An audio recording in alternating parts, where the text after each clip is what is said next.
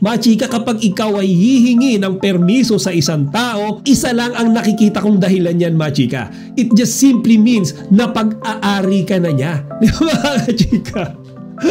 So pwede na talaga kasing mag-boyfriend-girlfriend na itong dalawang ito. Siguro, ready ka na ba? Pero very proud for sure. So, yun, nag-congrats siya and good luck siya kanina. Yun, sana nakapagpahinga daw ako. Magandang araw mga chika, Rigel Pulit, ang inyong Chika Patrol. Bago tayo magsimula mga chika, inaanyahan ko muna kayong mag-subscribe dito sa ating munting channel para palagi kayong updated sa mga latest at nagda-trending na mga showbiz balita. Ang init ngayon mga kachika, at definitely mas mainit kagabi nang opisyal nang ipinakilala ng Tanduay Ram ang kanilang 2025 calendar girl, at yan nga ay walang iba kundi ang ating chinita princess na si Kim Chiu. So mga kachika, kagabi sa totoo lang ay sinubaybayan ko yung buong event.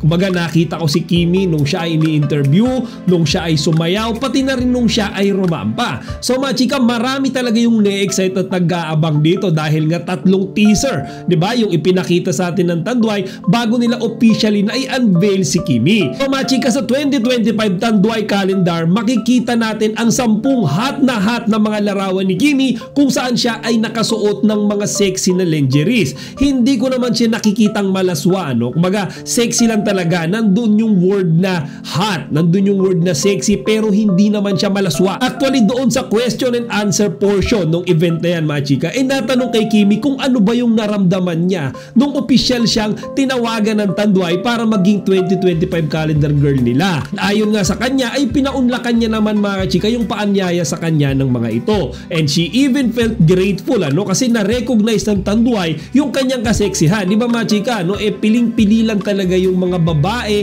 mga artista, mga celebrities na inaanyayahan ng alcohol brand na ito para maging calendar girl model nila. Dagdag pa nga ni Kimi mga chika, sa simula daw akala niya kayang-kaya niya, pero nung nandun na siya sa exact point in time nung kanilang pictorial, nung photoshoot, nung suot-suot niya yung mga sexy na lingeries, yung mga damit, mga chika, medyo nagdadalawang isip daw siya, nagkaroon siya ng hesitation. Tanong niya sa sarili niya, kaya niya daw ba talaga ito? Kasi syempre mga chika, nasubaybayan natin yung growth ng karir ni Kimi since the PBB days hanggang sa ngayon na i-endorse niya na yung isa sa pinakamalalaking alcohol brand dito sa bansa. Kaya nakakatuwa mga chika, ayon nga kay Kimi, nanggap niya na ngayon hindi na siya lady. She's now a full-grown woman. Diba? Nung moment na sinuot niya yan, pinasok niya yan, inaccept niya yung offer na maging calendar girl at magsuot ng mga sexy na kasuotan mga chika, na-realize niyang she's now ready to perform this kind of sexy photoshoot. Lalo na ng pictorial namin, yung first suot ko ng damit na yung blue, oh my God, am I really doing this? Am I a woman now? So, yun. So, more than physical, I really prepared my mental readiness if I am really ready to do this. Pero I am very much ready naman, and here I am now with mga pictures, photos, and all, and I'm very happy with the outcome and how it went, and then what's the result.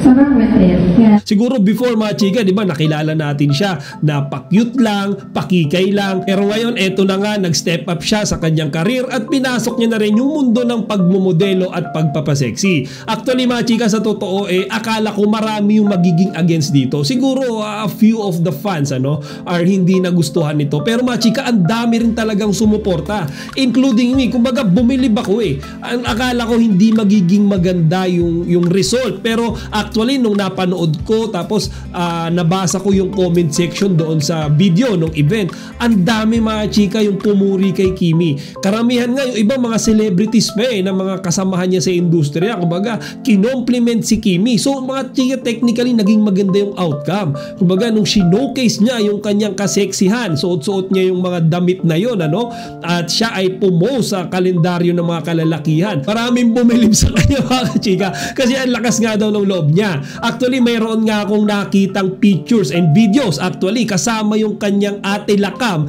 na isipin nyo mga chika, family niya, sinusuportahan din siya dito sa ginawa niyang ito. And yung buong glam team niya mga chika, present din doon. Kasama niya mga chika sa isang picture. I have an assumption mga chika, no, na maybe before Kimi accept this offer from Tanduay, pina-acknowledge niya muna ito sa buong miyembro ng kanyang pamilya. Siguro sinabi niya muna ito sa kanyang papa, sa kanyang mga kapatid, siguro sa ibang kamag-anak nila kung okay lang bang gawin niya ito. And siguro mga chika, hindi naman ito minasama ng kanyang pamilya, kaya sinuportahan siya rito, tinanggap niya yung offer. So mga chika, hindi naman gagawin niya ni Kimi, di ba, kung alam niyang masasaktan yung mga mahal niya sa buhay. And speaking of the word mahal mga chika, so dito na tayo pumunta sa kilig na part. So mga chika, sa isang spot interview kasi doon, ay natanong si Kimi kung ano nga ba yung reaction ni Paolo Abilino knowing na si Kimi ay magpo-post, magpipictorial, magpo-photoshoot sa alcohol brand na Tanduay. And mga chika, magugulat kayo sa sagot ni Kimi.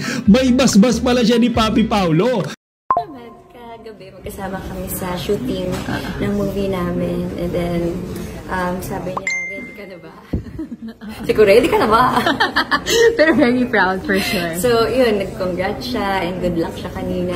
Yun, sana nakapagpahinga daw ako. So, parang supportive naman siya, in fairness. Wow. Hindi ko palang alam kung nakita niya na yung mga pictures online. Ano tingin mo magiging reaction pag nakita? Very proud siya. Siguro naman. Sana. Alright, sige. Thank you, Kim. So Kim directly shared with the fans na kinongratulate pa siya nito. Di ba mga chika? Sabi pa nga ni Kim mga chika, sa kanya mismo nang galing to. Talagang naramdaman niya at sinabi rin sa kanya na proud sa kanya si Paolo. Baga naramdaman niya raw yan. And mga chika, nakakatuwa ito. Actually, ako rin sa totoo akala ko against dito si Papi Paolo. Akala ko hindi siya pinayagan or alam niyo yun, ayaw ni Paolo na magsuot siya ng ganito. Pero here you go mga chika. Kay Kim na mismo nang galing na proud si Paolo sa ginawa niyang ito. Diba? Kumbaga yung moment na nagpaalam siguro si Kimi kung pwede ba siya magsuot at mag-post ng ganitong mga kasexy na damit sa Tanduay calendar at pinayagan naman siya ni Paolo. So mga chika, ibig sabihin okay pala sa kanila ang lahat. And here's a thought for the day para sa inyo mga chika, particular na sa mga fellow Kim Pao fans ko. Kung ikaw ba ay kaibigan lang or best friend, kailangan mo ba bang magpaalam mga chika? Kumbaga best friend ka magpapaalam ka pa ba sa best friend mo kung ikaw ay may gagawing sexy photoshoot? Siguro hingi ka ng opinion, yes, maybe. Siguro hingi ka ng commentary, hingi ka ng advice, pwede. Pero kung magpapaalam ka mga chika, hingi ka ng basbas sa best friend mo kung papayag siya or hindi, I don't think so. Mga chika, kapag ikaw ay hihingi ng permiso sa isang tao, isa lang ang nakikita kong dahilan yan mga chika. It just simply means na pag-aari ka na niya. Di ba mga chika? So pwede na talaga kasing mag-boyfriend girlfriend na itong dalawang ito. Kaya si Kimi needs a permission from his boyfriend kung pwede niya bang gawin itong sexy photoshoot na yan.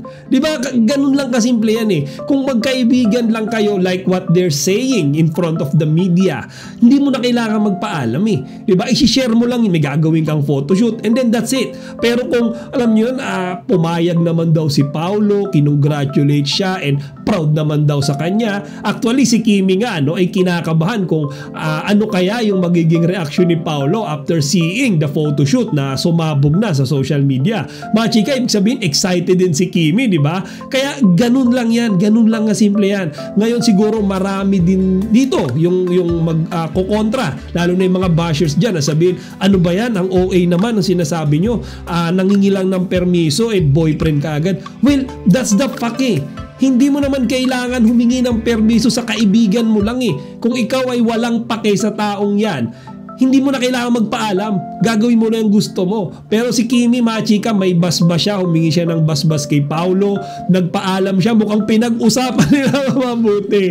Para talagang mag-asawa na At yun nga, nung nagkaroon sila ng understanding na okay lang yan, hindi masama yan, and they supported each other, ayun mga chika, naging maganda yung outcome. And then, look closely sa mukha ni Kimi, mga chika, habang ini-interview siya dyan. Mukha ba siyang nininervyos? No No, mukha ba siyang kinakabahan? Definitely not. Kasi mga chika, mukhang proud na proud din siya dyan.